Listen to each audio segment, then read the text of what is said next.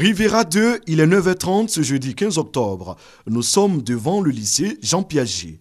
Nous n'avons pas d'autorisation pour y accéder, mais de l'extérieur, la tension est perceptible. Les cours semblent perturbés. Je me retrouve ici parce que les professeurs ne viennent pas. Depuis que l'école a commencé, c'est 3 professeurs seulement qui sont venus. Élèves, cette situation est due à un déficit d'enseignants. Mais la réalité est tout autre. Un bras de fer opposerait les enseignants à leur hiérarchie. Pour avoir créé un syndicat, il nous a donc chassés de l'école, si on peut le dire comme ça. Et c'est ce qui fait qu'il y a des perturbations. Et nous, en tant que structure syndicale, nous avons mené des démarches afin qu'une solution soit trouvée très rapidement à cette situation qui ne peut que perdurer et dont les conséquences sont énormes, aussi bien pour les enfants que pour les enseignants nous-mêmes. Et donc nous demandons tout simplement à l'école normale supérieure et au directeur de l'école normale supérieure et à tous les acteurs du système éducatif ivoirien de s'impliquer pour que cette crise-là soit résolue. Une version rejetée par les responsables de l'INS, l'école normale supérieure, dont le lycée en question est un établissement d'application. Nous sommes ouverts au syndicalisme. Ce n'est pas pour cela qu'on peut affecter quelqu'un. Nous avons besoin de libérer la place pour que notre école devienne une école d'application. En tout cas, je dois vous assurer que les cours seront exécutés à 100% à Piaget. Rien ne changera.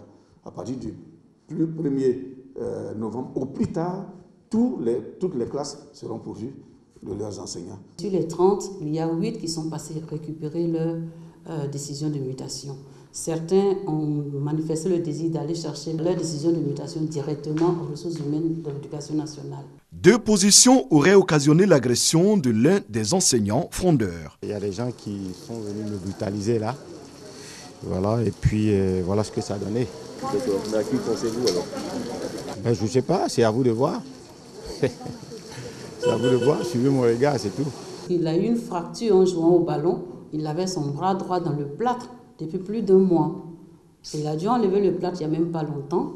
Et hier matin, il était dans les périmètres de l'établissement. Il arrêtait tous les élèves qui venaient. Il leur demandait de repartir chez eux sous prétexte qu'il n'y avait plus cours à Piaget jusqu'en janvier 2016. Visiblement, le mal dans cette école est profond. Affecté dans d'autres établissements pour amener ce lycée d'expérimentation à sa vocation première ou dispersé pour s'être réunis en syndicat. Voilà présentée la situation qui prévaut au lycée Jean Piaget. En attendant, les élèves dont l'emploi du temps est pour l'occasion bien allégé peuvent vaquer à d'autres occupations. La direction régionale de la promotion de la jeunesse, des sports et des loisirs de Gbeke veut inculquer les valeurs de citoyenneté à la jeunesse. En partenariat avec la direction régionale du transport et de la solidarité de la famille, de la femme et de l'enfant, elle a lancé il y a 3 mois une campagne de sensibilisation. Cela à travers le thème « Défis et responsabilités de la jeunesse de Gbeke à l'horizon 2020 ».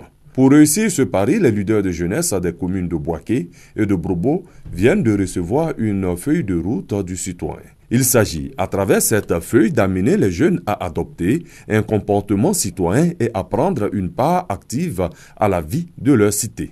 Nous avons cru bon d'asseoir une dynamique pour permettre à toute la jeunesse de la région de Gbeke d'avoir un comportement nouveau, d'avoir ces valeurs fondamentales qui constituent le socle d'une nation, à savoir le civisme. Faire en sorte pour que d'ici l'an 2020, nous puissions avoir des jeunes responsables. 8 grandes notions de civisme sont contenues dans cette feuille de route, dont le respect des institutions et des personnes qui les incarnent, le respect de la chose publique et les comportements à observer dans le domaine du transport. Les autorités administratives exhortent donc les jeunes à s'approprier ces notions. Outre Boaké, les départements de Sakasso, Béoumi et Botro sont concernés par cette campagne qui prend fin en décembre 2015. L'ONG Eukame, qui signifie en langue baoulé, est dans l'air au secours des malades mentaux du centre Saint-Camille, ici au centre hospitalier et universitaire de Boaké. Les membres de cette organisation viennent de faire don de vivres et de non-vivres aux pensionnaires de ce centre, dont composé d'effets vestimentaires, de produits alimentaires et sanitaires. À travers ce geste d'humanisme et de portée sociale, l'ONG EUCAME traduit son affection et sa solidarité à ces handicapés psychiques. Nous avons décidé de faire un don aux pensionnaires de Centre Saint-Camille parce qu'il y a un adage ivoirien qui dit « tout près n'est pas loin ». Avant de penser loin, il faut d'abord penser à ceux qui sont proches de toi. Et comme nous travaillons au sein du CHU et que nous savons qu'il y a des pensionnaires, des personnes démunies qui se retrouvent au sein du CHU, nous avons donc décidé de mener notre action au sein du CHU. L'ONG EUCAME a été mise en place par un collectif d'étudiants en médecine pour venir en aide aux personnes vulnérables. Elle a déjà posé des actions sociales en faveur des détenus de la prison civile de Bouaké. Le centre Saint-Camille du CHU de Bouaké, réservé aux femmes, compte plus de 100 malades. Femme battante, déesse de la réussite, les doigts de la présidente, ce sont quelques formes et coiffures exposées au cours de la 9e édition du Festival national de la coiffure et de l'esthétique de Côte d'Ivoire. L'événement est organisé par le syndicat national de la coiffure et de l'esthétique de Côte d'Ivoire, SYNACESI. Il vise à promouvoir la profession des coiffeurs. Il s'agit surtout de permettre aux jeunes amoureux de ce métier de se former et d'avoir en même temps des diplômes. Plusieurs coiffeurs ont perdu certaines techniques de la pratique du métier. Nous avons tenu à faire une formation, c'est-à-dire un renforcement des capacités. Et nous sommes en train de valider la connaissance de ce qu'ils ont appris. Et nous voulons encourager les filles pour venir embrasser le métier de la coiffure, pour pouvoir se suffire dans la société. Les coiffeuses et esthéticiennes de Côte d'Ivoire ont adhéré à cette initiative qui leur permet de s'exprimer. Aujourd'hui, je sais que mon rêve, c'est la réalité. Si tu as un métier que tu n'as pas de diplôme, c'est pas joli à voir, tu n'es pas considéré. C'est un bon plateau pour les jeunes filles qui aujourd'hui sont dans les salons. Ça leur permet de s'exprimer et de confirmer aussi leur talent. Valoriser une profession en permanente évolution et créer une plateforme d'échange et de partage entre tous les coiffeurs et esthéticiens de Côte d'Ivoire, c'est le défi que veut relever le SYNACESI. 2 jours de festival pour mettre à niveau les acteurs de ce secteur. Elle reste une icône en Argentine, plus de 60 ans après sa mort. Eva Perón, première dame dans les années 40, fait aujourd'hui encore figure de personnage politique incontournable. Son héritage serait même palpable dans toute la société argentine selon sa petite nièce. Je ressens un grand honneur d'avoir son sang, d'être de sa famille, mais je ressens aussi que c'est un personnage au-delà de moi, au-delà de nous tous. Je dis toujours que ces millions de gens en Argentine qui aiment Eva à la folie ont son sang.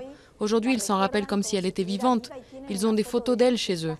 Elle est un phénomène populaire qui a été tout à fait réel, qui a transformé la vie de millions de gens, mais en même temps, c'est un mythe.